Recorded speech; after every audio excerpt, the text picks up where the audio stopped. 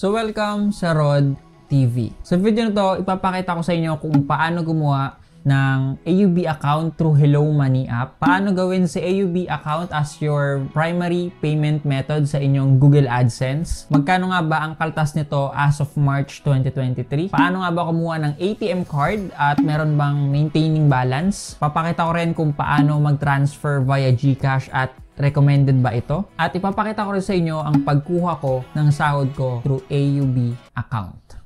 So don't forget to like this video and don't forget to subscribe to my channel dahil malapit na natin ma-reach ang 200,000 subscribers.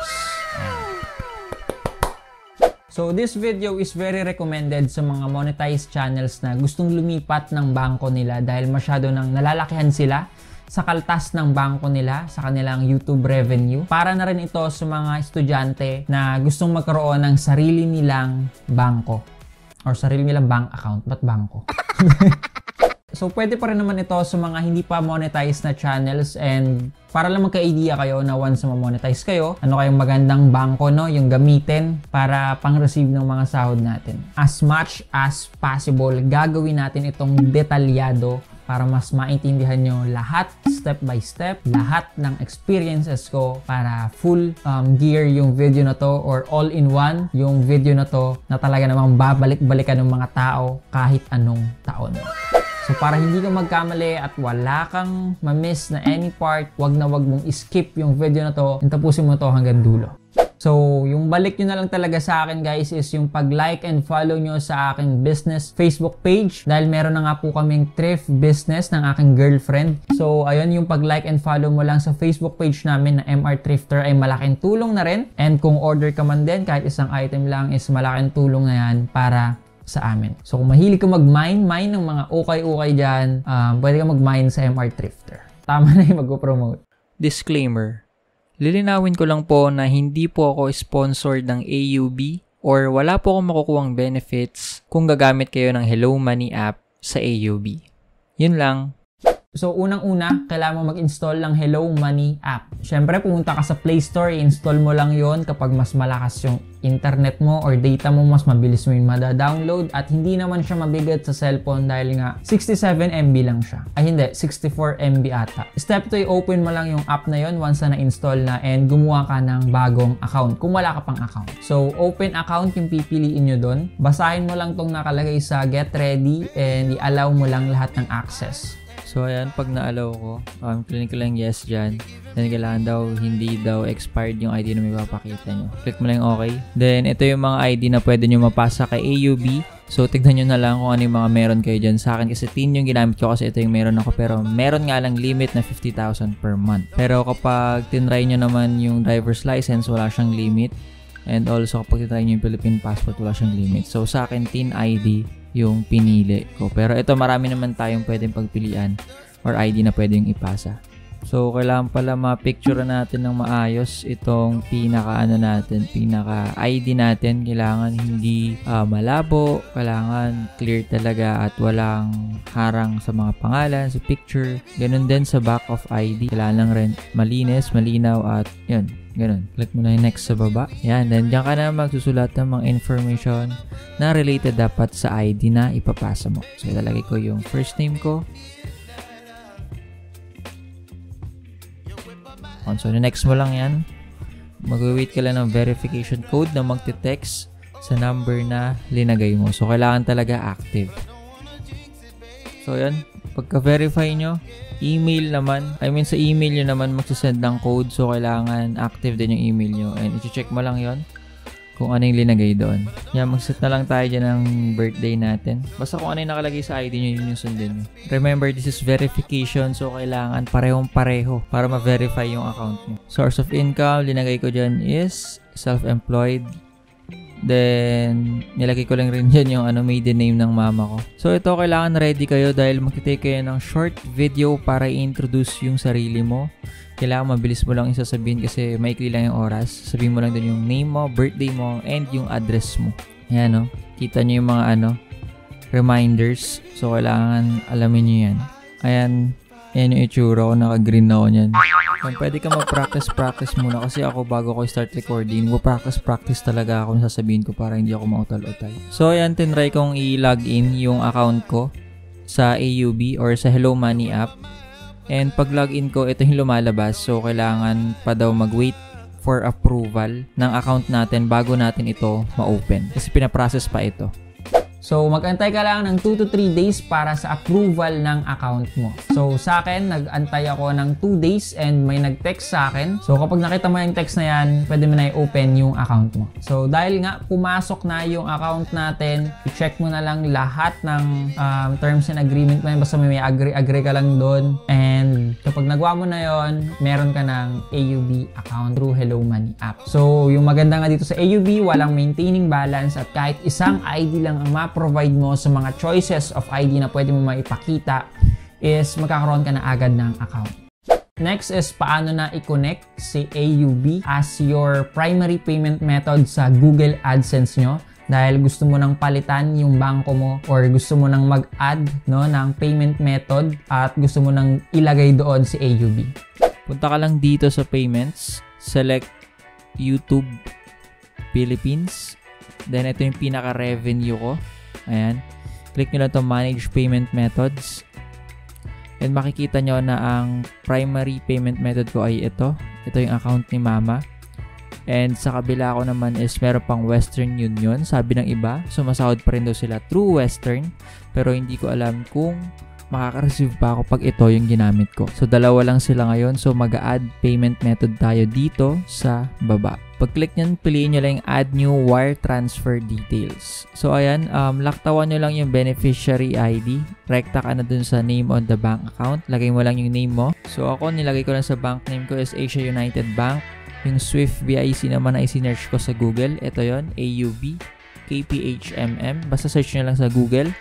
Ayan, ipipaste nyo lang as account number. Makikita nyo ito sa profile ng Hello Money app nyo. So, make sure na i-double check nyo ito. Pag check mo na itong set as primary payment method, i-click mo lang yung save. Pagka-click mo ng save, makikita mo dito na nadagdagan yung payment method natin at naging primary na nga po yung AUB dito.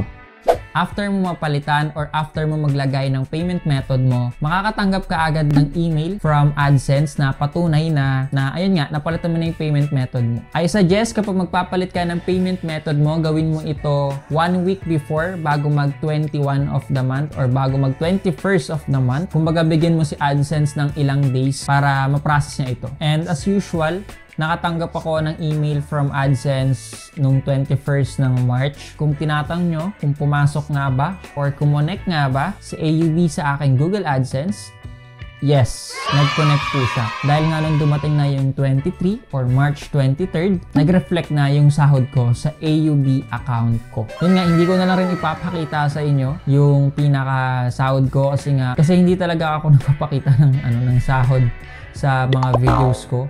Siguro yung first pakita ko lang yung first sahod ko rin, and yun nga, ayoko lang rin kasi magkaroon ng misconception na malaki yung sahuran sa YouTube or madaling kumita sa YouTube or baka mag-YouTube na lang sila because of revenue. Kaya yun, kaya binablurred ko siya palagi. So, question ko Rod, nung pumasok ba siya sa AUB account mo, may bawas ba? May kaltas ba? Sakto ba yung na-receive mo sa nakita mo sa receipt mo doon sa Google AdSense? The answer is hindi po. Hindi siya sakto. Ala, hindi sakto. So, may bawas pa rin pala. Yes, may bawas pa rin talaga. Pero hindi siya ganun kalaki katulad ng previous bank ko. Nabawasan lang ako ng 140 pesos. Yun lang yung difference talaga. Hindi ko alam kung bawas pa ba yun or dahil tumaas lang yung, or dahil bumaba lang yung value ng exchange rate ng dollar to peso. Hindi ko alam. So, ayun. Basta, kinonvert ko kasi yung nakalagay sa receipt ko sa AdSense and chinek ko sa Hello Money app ko and 140 pesos lang yung nagbawas or yung difference. Paano mo naman receive, Kuya Rod, yung sahod mo? So, dahil nga approve na po yung Hello Money app ko, pwede na akong kumuha ng ATM card. So, paano ko ito ginawa? Paano nga ba kumuha ng ATM card sa AUB at may bayad ba ito? So, yun nga, una, kailangan muna ma-approve yung account mo. Kailangan na-open mo na Pangalawa, pumunta ka sa pinakamalapit na AUB branch sa lugar mo. Pangatlo, sabihin mo sa guard na kukuha ka ng ATM sa Hello Money app. And yung opening and closing pala ng branch namin is 9 a.m. to 4 p.m. Monday to Friday yun. So yung ano yung sa'yo ng guard, ipupunta ka nyo dun sa parang machine na may pipindutin ka dun na touchscreen. Tapos pinindot ko dun yung others, tapos pinindot ko ata yung yes or agree ba yun. Basta pag pindot ko nun, may lumabas na resibo na puti. Kunin mo lang, upo ka dun sa upuan, wait mo lang kapag ikaw na yung tatawagin ng teller or ikaw na yung kakausapin. Hindi ko po alam ito po hindi ko sure. Hindi ko sure kung pare-pareho na ba ngayon every branch sa AUB, pero nagbayad ako ng 150 pesos para kumuha ng ATM card. Now, bago kayo pumunta sa teller, kailangan yung Hello Money app nyo sa cellphone nyo ay naka-open na or naka-ready na. So, kailangan meron kang load kasi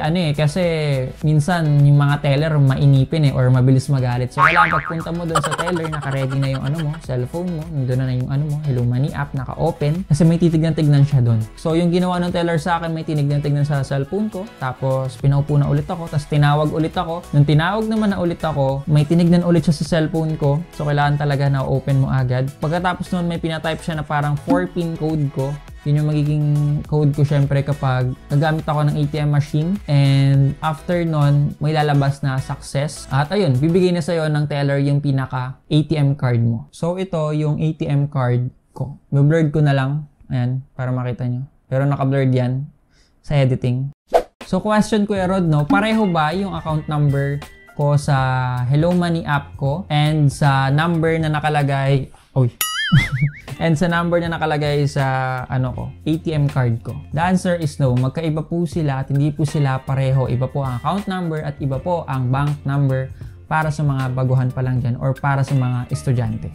The reason bakit ko rin recommend sa inyo na kumuha kayo ng ATM card, dahil nga ang dami ko pong nababasang comments na nagkaroon sila ng error sa pag-receive ng revenue nila dahil linipat nila ito via GCash. Kumbaga nabawasan doon sa AUB nila pero hindi pumasok sa GCash account nila. So marami akong nabasang ganun. Gumawa ko ng sarili kong research. Bago ko talaga siya gawin, kinakabahan na ako. Ayoko mangyari sa akin yun. So nag-decide na akong kumuha ng ATM card dahil nga kahit may bayad pa ng 150 pesos, diba, ayaw naman natin i-risk yung sahod natin na baka lang mapunta sa wala. Yun ay advice ko lang kung gusto nyo ng ATM card. Now, if mas convenient sa'yo kung ililipad na lang via GCash dahil nga baka mas malayo yung AUB branch sa inyo, okay lang rin yun. Pero yun nga, nakakatakot lang talaga siya mangyari. For the sake of this video, nag-try ako na mag-transfer ng pera ko sa AUB tapos ililipat ko kay GCash. Ganito yung nangyari. So ayan, kailangan naka-open yung AUB account mo. Next mong gagawin is pindutin mo tong transfer money. Click mo lang tong destination bank tapos hanapin nyo yung GCash. Ito siya yung GExchange/GCash. Dito nyo ilalagay yung mobile number ng pagsasendan nyo sa GCash or number mo. Tapos dito naman yung pangalan mo or yung pangalan ng pagsasendan mo sa GCash. Andiyan naman yung amount kung magkano. Sa purpose, linagay ko dito is transfer to own account. Then sa remarks, sinabi ko lang naman dito na sana ma-deliver agad or sana ma-send agad. So ayan, 100 pesos ang minimum nakalagay dito. So 100 yung ililipat natin. Try natin, click natin yung continue. Tapos ayan, meron itong 8 pesos fee. Ayan. Tapos password, yan, kailangan nyo ilagay yung password nyo. Submit nyo lang yan.